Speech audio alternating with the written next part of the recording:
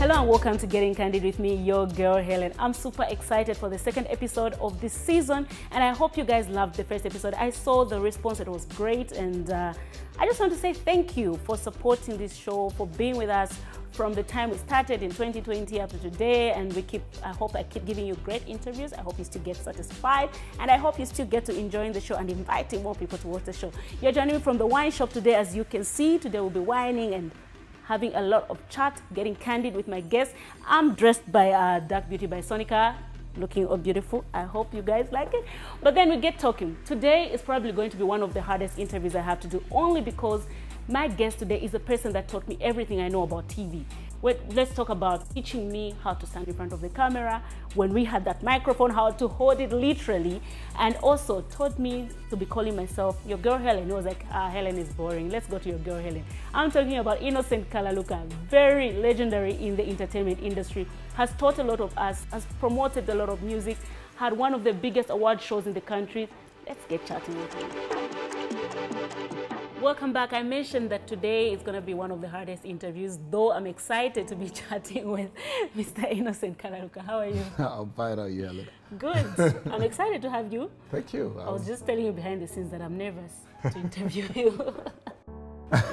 Well, I guess one could be, depending on maybe the relationship you've had with the person. You know, if the person has been like a mentor to you, there's always that feeling. I know of some people that even I would be a bit uncomfortable interviewing because I look up to them, and now I'm getting a chance to talk to them. Exactly, and I have to get candid.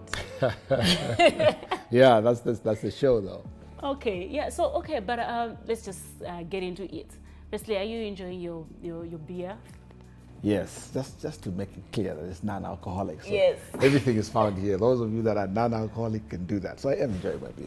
That's good. And I'm enjoying my wine. It's Marquise de Casa Concha. I kept asking, say, guys, I need to pronounce it perfectly. But there's that bit at the bottom, Cabernet. We need to ask Dandy Crazy for that pronunciation. Oh, yes.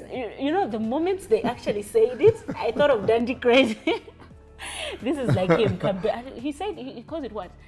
Cabernet, so, hey man, well, I know. First of all, it was wrong, so let's not even go there. We'll call him and we'll tell him, we'll have to teach him how to pronounce it properly. Yes. Okay, so Innocent, you have one of the longest running talk shows in the country, and obviously a lot of us, me personally, got inspired, we learned from you. First, I want to know how you manage. People start and stop, How many years now? This year, 20. Are you doing something? You have to do something. Yes, I'm planning on doing something, but yeah, definitely planning on doing something this year. How has it been, 20 years? You won't believe that the first time I started counting, or at least somebody reminded me, was the 10th year. Then somebody says, 2001, you know your show is 10 years old. I said, what? So again, it's always, like I always say, when you're doing something that you like, I don't need to be paid, for instance, to do that show. Yeah. It's something I feel fulfilled to do. So I just do it. It's like breathing. So I don't count how many breaths I'm taking in and out. It's just there. That's a lot. Yeah. That's a lot of years, because I'm excited about doing the show for 2 years. I started in 2020. Yeah, like, but you see, you're consistent. You don't stop it. We've tried, but 20 years. Yeah. Yo, we need to give you awards for that. You are giving awards, we need to give you awards for 20 years. I worked with you on that show, and like you said, you just, sometimes I'm thinking, where are you taking a break? I'll be going on leave, and the leave never came, because even when you're on leave, like, I think I want to come and do the show. Like, this man, is he ever resting? You need, but like when you were starting, did you think you'd go for this long doing the show? No, not at all. It's just that, for me, when I'm into something, it's funny that obviously the longest is Smooth Talk, but people don't know that, for instance, Take It to the Max has been running for 16 years, Born and Bred for 17 years. Ooh. When I started, yeah, okay. The actual show, not the words. The show. The show. So if I start something that I believe in, I really don't think of stopping. I just think of doing it. Yeah, of course, there's a time that I'll stop. Like now, I'm thinking about certain things that I'll probably step aside because I'm probably thinking of venturing differently. But that's the only reason, not because I can't. And the truth is that I think I've been blessed with good health. I've never really missed smooth talk, born and bred, because I'm sick. I've missed it maybe because I've traveled out of the country for work, school. But to be sick and grounded, no. I think that all the time you worked with me, you've never heard that. That's what I'm trying to think right now. But yeah, it was So, and also that I discovered, again, through people's comments, you know, social media, or somebody said, you know, at times, these guys always start with, so this guy, the Mugabe of Zambia, he doesn't stop, whatever. And then once somebody said, but so many on summer, then you realize. I thought, oh, wow, actually, yeah, I've never been sick and not been on the show because I'm sick. But so, yeah, when you talk about, when you say Mugabe of Zambian entertainment, I always wonder how you feel about it. Because for me, I'm like, guys, we saw Oprah run for so many years. We saw Ellen DeGeneres run, like this is when she's saying, I want to stop the show. How do you feel when people keep saying, you should stop doing the show, you should stop? There's people like me who are in the industry and we understand that there's nothing like that. How do you feel about it? Actually, you've said the words. As long as people in the industry understand. Yeah. I don't understand, for instance, how to make the wines and alcohol and whatever. I don't understand. So I might ask the most stupidest of questions, and they'll be like, "What? This guy doesn't know." But actually, they would then say, "Okay, he's not in our industry," and they will understand. So I understand. A lot of people just watch and just feel, "Oh, this shouldn't happen. This should happen." We are armchair critics. You know, it's like soccer fans. That one should be substituted. It's easy to talk from there, but down there on the bench or in the game, it's different. So as long as your coach understands, so if my fellow broadcasters understand, then I'm okay. I only have a problem when I have some young people saying, hey, are you not thinking of stopping so that I can take it up? I'm like, oh wow, you actually want to take it up? Not to say it's the worst thing. When I started, I didn't want to take over anybody's show. I wanted to start my show. And I think that's what people should be aiming at, because that's how you leave a legacy. You don't leave a legacy by taking up Hellen's show. Then, first of all, it's called Hellen. Yeah. There's a name there. It's smooth there. How do you take it up? So no, I don't feel anything. The truth, at first, I had to think like that, not then to stop feeling anything. At first, I thought, wow, these people are ungrateful. I mean, I've held down the show for this long. That should be saying, wow, job well done. Yeah. But then I realized, no. These people are not in the game. And the ones in the game that don't understand either are young in the game or they shouldn't be in the game to begin with. Because if you're a real broadcaster, you know what it means to have your own show. Yeah, I didn't wait for Frank Talk to end for me to start. Yeah. I started, just started. Did you at some point ever feel like maybe you go through some challenges and you're like, I think I should just stop this? Over the years, once or twice. But firstly, one of my attributes is that I love a challenge. So when I feel that things are not working out, it's about the following week. How am I going to do it differently? It's like how, and also because I'm not satisfied with myself a whole lot. I hardly watch my shows. Even after I edit, because first of all, I thought it was because I don't like the editing, so I wanted to edit it myself. Even after I edit it myself, to sit down and watch it, I always feel, maybe I should have done it. Yeah. So I guess it is that. For me, the best show is the next show. It's not the shows that I've done. So if that's the case, then you want to keep doing so that maybe you achieve the best. So no, I rarely feel that maybe now I'm feeling a bit down. Yeah. But I'm human. Sometimes I feel down about a lot of things. But the show is what keeps me alive. I can be feeling like these days the show is live. Yeah. So I come in the morning and I go home at midnight. By obviously 20, I'm feeling a bit tired, you know. Yeah. But the moment guests have arrived and I'm walking to the studio, that's it. The next time I'll feel tired is after the show. Everything goes away and I'm alive. So yeah. Do you remember your first episode? Just take us back to your first episode. Yes. The first guest. How was it? I remember. My first guests were a certain Mr. Zambia called Lloyd Cusa. He's one who does he's a barber man actually as well. He does my hair. Still does for the past 20 years. Then JK was one of my guests on the first show. Who's the DJ from, oh man, it's going to kill me if he knows that DJ number. From Phoenix, K Smash. Oh, okay. Yeah. K Smash was one of my guests as well. Who else? I can't remember some beauty queen not Spiwe. Spiwe was a couple years later. One of the beauty queens then, some Miss something. Okay. I can't remember. I don't think it was Miss Zambia, Miss Horn or something. Those were my guests. I think there were about 4, my very, very first guests. But I was so happy about it because firstly, I was meeting those people for the first time. I was meeting JK literally for the first time. Okay. Yeah, I was meeting Mr. Zambia because he just won Mr. Zambia, the same Lloyd Q's was a friend of mine now for the first time. You know, so K Smash, I'd heard about him and I was meeting for the first time. So it was a surreal moment for me as well, you know, and I really felt inspired by them to look for the next guest because I'm like, wow, this means I'm going to be meeting these people that I listen to, that I watch, you know. That to think that you were excited to meet K Smash is like, you guys were literally. Yeah, but you see, that's the thing, and most people think we know each other or we see each other, but there are some people I've never met, you know. Well, maybe there are fewer now, obviously because of what I do. But there was a point where I'm just hearing of this person and I've not met them. So it happens, and it happened a lot then. So I was excited to meet these people as well. So yeah, those were my first few guests. And funny enough, I don't remember that I was so nervous. Also because I did a dummy, and from the dummy, I got very good reviews from fellow broadcasters. You know, people who have been in the game, Caristo and them. They said, wow, you did very well. They let Dominic Shimanika said, you know, you're a fantastic presenter. So that really upped me, you know, I was very excited. So I wasn't nervous about the show. I was mainly nervous and excited about my guests, you know, that I created good impression on them. Okay. You know. Then over the years, then we saw the Born and Bred show, then Born and Bred Awards. The guts to actually think of doing an award show, especially in a country like Zambia where there's a lot of criticism, especially if you want to step higher, people will talk and talk.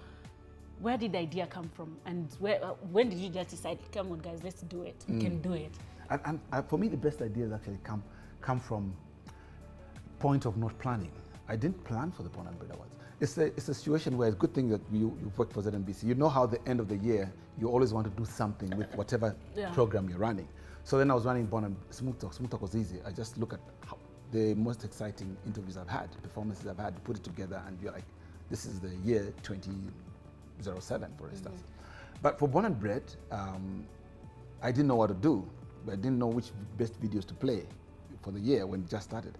But then I said, you know what, why don't we have awards for like the different categories? Let's have hip hop. Then it was just hip hop, best Z we're calling it, R&B, and what was the other one? I really can't even remember which one, because we just had 4 categories. So those were the only ones. So I said, you know what, let's award these guys, you know, and just create some competition. It was something sort of like under a month. Then I told my supervisor, and I'm thinking of doing an award ceremony. It was a mini one, so it was only going to be in the studio, you know, and then we had a bit of performances, and yeah, so it was just something I thought of, and I didn't look at what people are going to think, what people are going to say. I just thought about it, and I thought it was a great idea, and I told my supervisor who thought it was, and next thing, a little mini budget came about it. And we started setting up the studio. How was it going to be? I really didn't think of it as, I thought I was just closing the year. Yeah. It's the response that amazed me, that made me think, wow, this could be big. Because then we invited only those that were nominated in each category. Yeah. We had people, here's one thing. You remember Blesco? I think you do. Yes. Yeah, yes, Blesco was supposed to be my floor manager. So Blesco came with his slippers because we were working. And then he said, I'm going to go home to change. So he went home to change. People started arriving. I never had a floor manager that day because the place, the TV2 studios, was blocked out. People standing in the way. Yes. Who had not been invited. As long as it was an artist that felt they were entitled, they came. Blesco was out. So when he's trying to set in front of Ngereko, they're looking at him and saying, who's this guy? So like, guy, we also want to go in here. Yeah. He remained outside. Every time we go to break, I'm like, where's Blesco? I ran that show without a floor manager. I'm just... Because he was stuck outside. And he says, and I was so pissed with him. He says, so that's when I realized that, oh, wow, I think I'm onto something big here. And, you know, good things that NBC equally thought that way because we had good reviews even from within. And then they said, you know what, let's have it every year. I watched 2008, was it Sandy's Creations? That was now the second one. I watched on TV, then I was like, 2009, we're going there. We'll be live. And we were there. That was the first Mulungushi. Yes. Oh, it was a lot of fun. So Born and Bred Awards. They get on and we're all excited. We have these award shows. And I think we're all hungry for such a show in the country. So it does very well. Then obviously, when something does well, controversy comes. I remember that day you called me to say, have you seen my story on the Zambian Watchdog? And then they wrote a whole story. I read it. I was just reminded because I found it online when I was preparing for this interview. I remember this day. Then I read it, and they were talking about how you are one-man commando. You make the decisions. All the people that work with you, and I was one of the people that worked with you on the award shows then. They don't have a say. You choose who is going to win. You choose who's going to perform. All the people are there just for show. Yeah. The judges, you talk to them and give them a little something from the guys that pay you to win the awards. Tell us about it firstly. Let me start with the one-man commando. People have no say. I don't want to say because I was part of the organizers and I know what was happening behind the scenes. You and I would even argue about decisions. Who do you think wrote that? Because it looked like, when I was reading, I was like, this is somebody who was inside, because they even knew Mampi Muswell, who the audience didn't know about. They knew the team that was working. Do you have an idea who did that? No, I don't have an idea, also because I never pursued it. You know, if you're going to follow up everything that is written or said about you, I think that's going to be your life, because people are always going to write. If they're not writing about you, unfortunately, then maybe you're not happening. You know, dogs back at a moving car. Yeah. So allow for people to talk. It means you're doing something right. You know, the most talked about politician is the president, because he's in charge. He's the man in charge. So everywhere else, whoever is running things will be talked about. So, of course, when that came out, and for me it's like this. I do get emotional about something, upset about something. For the moment, I get upset and I start to talk to myself. The same things I'm saying, to say, hey, I'm a moving car, that's why people are talking. I affirm things to myself, then I move on. Or else it will eat at me. Because the pen is very strong, you know, journalism, yeah. I'm a journalist, so I know. So now they write that, and they say some men pay you. Has anyone ever even just attempted to say, Ndala, nifuna koka award? Yes, they have. They have attempted to pay me. They have attempted, some girls have attempted to give me. You know, so. Were you ever tempted? I mean, maybe you have some lady hot in the industry that says, Innocent, I will do anything you want, just give me the award. If it's because of the award, then I don't know that it makes sense. Why I'm saying that is because, well, I'm hot, so it doesn't need to take you an award to see that. So no, having said that though, you know what? I think it's, at times I don't get too disappointed with people that fall for certain things. I think that in life you need to, first of all, mingle with the right people, introspect and think through. You know, at times we go through life without thinking. Sometimes step aside and think. Here's why I'm saying that. You know, life is about the bigger picture. For me, all the time it's about the bigger picture. So, gratification for 10 minutes, 15 minutes with, let's say, a girl or money, 5,000, against the bigger picture of what one can become because of the name. Because all we can live for in our life is a name. You know, there was a man, I hope I'm not taking too long, there's a man who had passed on. The son went for an interview at some place. Then, and you know, interviews, diplomas, that's all we need. So all of you have diplomas as you're coming. So it's the little differences that are going to get you the job. So the diploma, everybody has a diploma, and this guy is being interviewed. What's your name? John Mambo. John Mambo. There used to be a certain John Mambo I used to know. That's a man interviewing John Mambo. Oh, yeah, actually, John Mambo used to work for you, University of Zambia. Oh, that's my dad. I was your dad. Oh, wow. Oh, that was a very good man. I really liked him. I hope you've got some attributes from him. Yeah, the boy got the job. John Mambo, the senior, never paid anything to that man. He was merely a good person. So that's all we leave in the end.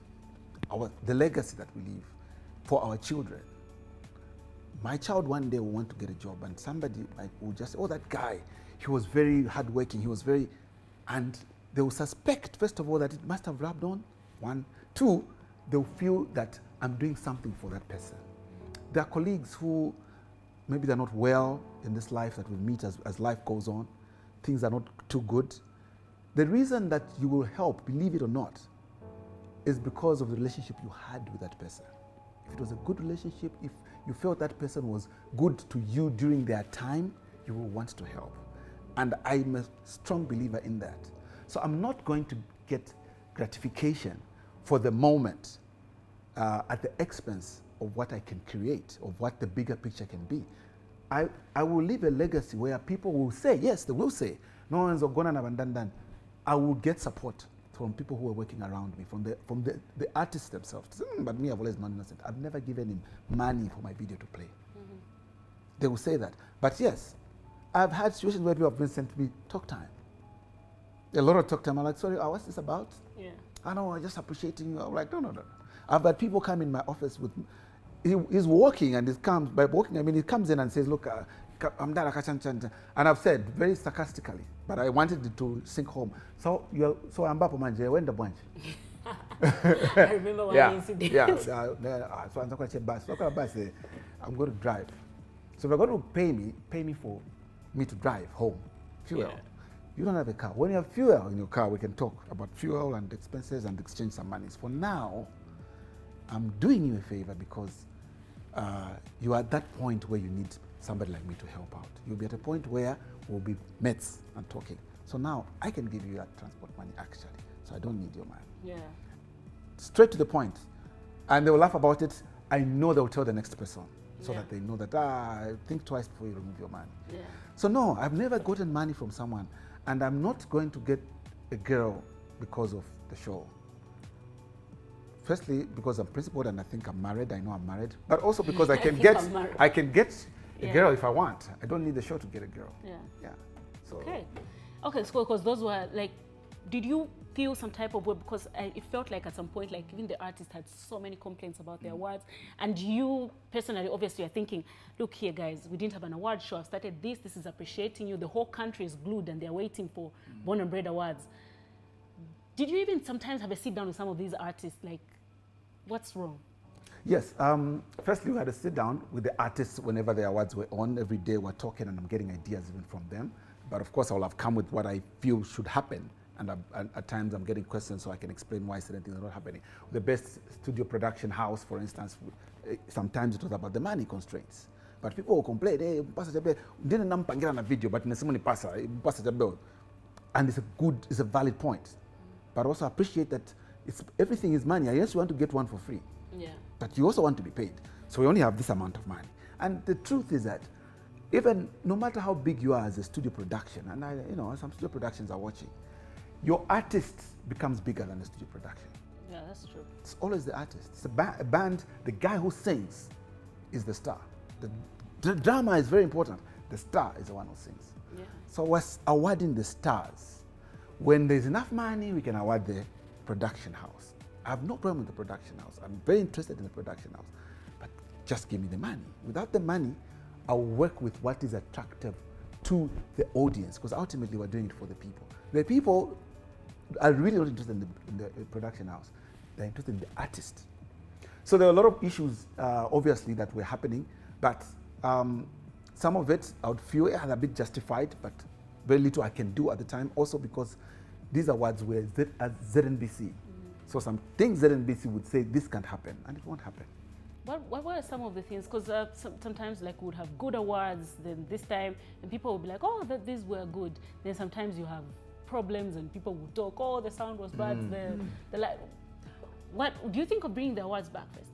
Are you thinking of bringing them back? Yes, actually. We're hoping that probably this year we'll have the awards. What would you do differently that you didn't do then? Here's what I'll tell you. Firstly, when the awards started, I think that there's been a lot of improvement. The same way even when the Born and Bred started, I think that there's been a lot of massive improvement in the video production. Yeah. So even in, like you're saying, the awards were literally the only ones at the time. How many awards do we have now? So even the people giving us the service have gotten better. Because for instance, ZNBC was, what we had in our control was the videos and the broadcast.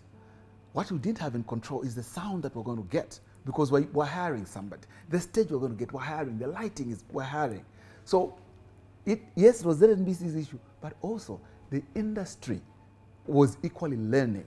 Yeah. So we're all growing together. But of course, we've got the armchair critics that will just say, no, the lighting, so on and so on. Yeah. But maybe that's even the best in the game at the time, because we're working with some renowned names. Yeah. But even they were at that level. So it was a question of just growing. Right now, the awards shows look far much better. But they've grown. Because now people, oh, awards, what do they need? They need lighting. They need those tomapos where people can pass. People are buying these things. When we're starting, those things are not there. Yeah. So there will be a lot of, and then maybe you've seen them elsewhere. But why is Manaiche? Why is Manaiche? So there was a lot of learning on behalf, on the service providers, also with us. Sometimes we'd go for what we can afford, but cheap is expensive. Yeah. Yeah, but maybe that's the money you have. So a guy with who's with the perfect equipment says 10,000, and I'm not going down. So what do? You go for 5,000, unless you want us to cancel the awards. But then you say, okay, let's take a chance and let's ride with it. So yes, there were learning curves for all of us, the ZNBC, myself, and also the service providers. Okay. I really hope they come back, because I think we're missing that right now in the industry. We don't really have the awards for. Yeah, also because I think we've got a lot of awards, but those were video awards. Yes. So we're not. Yeah, we're not celebrating the videos, and now we've got great videos. The productions. Yeah, they're tip top now. Yeah. Okay, let me just move away from work. Let's go family. You've been married for how long? 17 years. I've said it. That's a long time.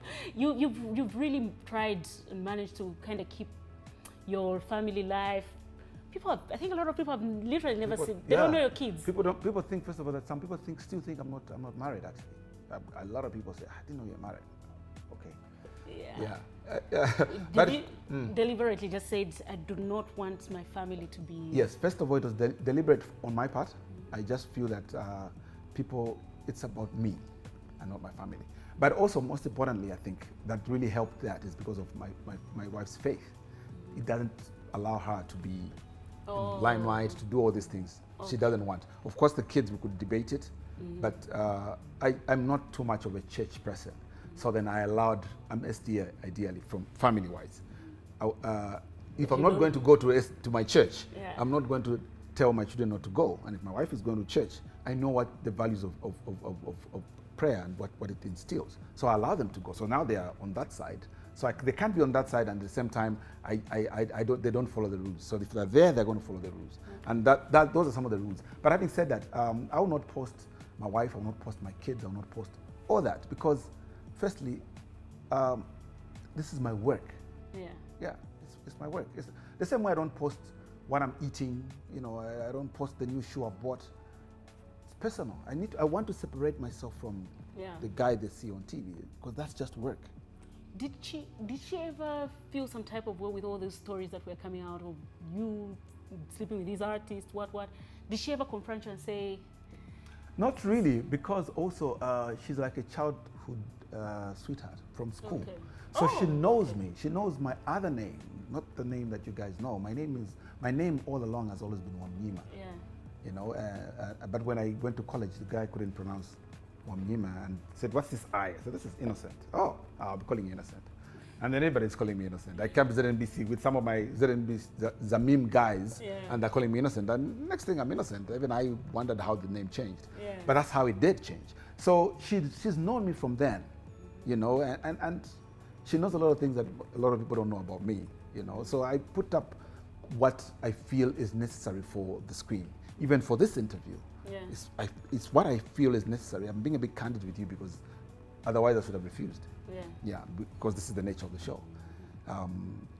But because she understands me from then, and I really haven't changed much in who I am. And I learned that from early on, to realize that what people are attracted to is not me, it's the job. Anybody doing what I do will have whatever fan base that I have. They will have it. Of course, there's character involved, personality. Also, maybe my personality might be different, but it doesn't matter. If I'm entertaining the people like I'm doing, people who love the entertainer, not the person. It just happens to be a person. Otherwise, if it was a robot entertaining people, they would love the robot. If it was like a little cat, they would love the cat. It's the person, they love the person. Yeah, the little person leaves, another person comes and does the exact same thing, they love that person. So it's the job they like, not necessarily me. I understood that very early in my career. So it hasn't changed me because I know that it's just a job. Any of your kids showing traits of joining the entertainment Yeah, my industry? daughter. Yeah? Yeah, my son, I thought he would, but he's a bit shy. But I was very shy when I was growing up, so I'm hoping he'll get out of it as well. My daughter, she's model like she's mindful of the English she speaks. Yeah. You know, now she's talking about one of my hobbies. I want to be on whatever. There's a show on some television station. She now goes there. She's gone there twice now. So I can see where she's gravitating to. The teenage stuff? Yes, teenage stuff. So Yeah. she's going there and I presented, I said this. You know, so I'm inadvertently beginning to tell her one or two things about presentation. It's not something I'd really push for. The one thing I've learned about the industry, especially for the girl child, for the women, is that they rarely get, and I think I've mentioned to you, they rarely get married. It's a very difficult job for the women because there's a lot of stories that come with the women. Here's the thing, you probably don't remember this. The first time you and I had Shima together, I don't know if it was Shima, but it was lunch together. You said, come, let me sit down with you. One day you're gonna stand in front of that camera. At that time I was just your floor manager for Smooth Talk. You're gonna stand in front of that camera and you're going to have a lot of guys come after you. But you should know that they don't like you as a person. They'll like what you do. So they'll just use you, then you'll have difficulties finding somebody who actually loves you. And that stuck with me. So all this time when you're dating, you're just looking and say, who actually wants me for me than what they see on TV? So that actually really, really helped me. I was telling somebody recently about it. Now, that was like in 2010 or 2011. Memories. And I know that also with you because of the way you came into my space. You were very young. Yeah. So you might not have seen it because at times you don't see, other people see. When I felt that you were losing it, I would be extremely hard on you. Deliberately, because I felt that she's losing it, this one. Yeah. So I would be very, very hard on you. But that was deliberate for me because I thought... You would be so hard on me that I would cry. I would hear that she cried. She cried? Then I would feel bad against, goodness, was that hard? Yeah. But for me, because really I saw your passion from that early age, because to floor manage that long, it can only be passion. You know, and I could tell that this girl can become. So when I started to see, that things are not, she's not following going where I think she should go and the potential she has, I would be very strong on you. But for me, I would feel bad, but I knew that I needed to because you came to me and you looked up to me and I needed to do everything, not just what was good, but at times to be hard.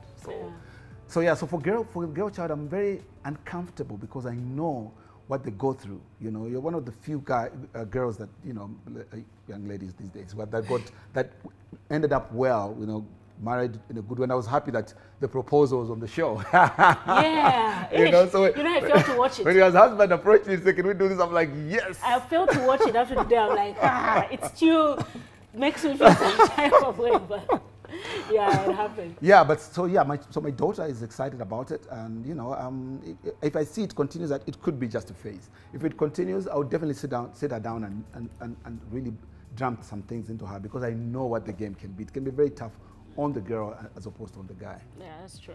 Anyway, I have to let you go. There's so much that we can talk about. There's so much that I know some people will say, you didn't ask him this. I don't know, but I've tried, guys. I've tried. And I hope you enjoyed your time on the show. Oh, I did really. Because also I said a lot of things that I don't talk about. I deliberately don't. Because I like I said, I don't think it's necessary for my family to be in anything. If I'm going to make a mistake, can it be me? Yeah. I don't want my family then being put in, being called names. There's a time I was in China and it was written that I was fired, but I was in school in China. Yeah. Of course I laughed about it, but then my wife called, then my brother called. Then you realized it was serious. Yeah, then my wife told me that my daughter, the friends at school were saying the father said that you said you're in the same class with you are Innocent, whatever. Yeah. But anyway, she says yes. They said, that man was been fired. Then they were telling my daughter. Wow. And my daughter came home to tell the mother that dad has been fired. Then it hit home. I'm like, goodness, man.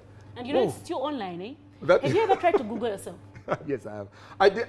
For a long time, I didn't know that I was. What was the top search? Do I even know? It's a long time. I think the time I came back. Okay, but so it had to do with the Born and Bred, I think. Oh, this time is different. Oh. I was like, Innocent Kalaluka, let me see what comes on top. Innocent Kalaluka wife. Like, people are looking for a wife. Okay. So, like, Innocent Kalaluka wife, then Innocent Kalaluka fired. Yeah. Yes. Yeah. Like, those are... So I was just laughing. I was like, people are so inquisitive. They want to know your wife. Look at that. That's like on top of your Google search. Yes. But anyway, we are very, I should say that I'm personally thankful for everything that you've done for me personally and for the industry. I think a lot of people are saying that. They're saying we should be calling you the godfather of the industry. That's your title. Humbled yeah, for the thought. Yeah, so we just hope, and 20 years anniversary, I want to be there. I don't know whatever has been planned. I want to, because that's a show that I started from. Presented there the first time, so that'll be huge. No, I would definitely, well, obviously on the list to be invited. Okay. Alrighty, guys, I hope you enjoyed the conversation. I personally did. I mentioned that I'll be nervous, but then it was a beautiful conversation and chatting and memories. I hope you enjoyed it. Keep subscribing to the channel, and thank you so much for watching.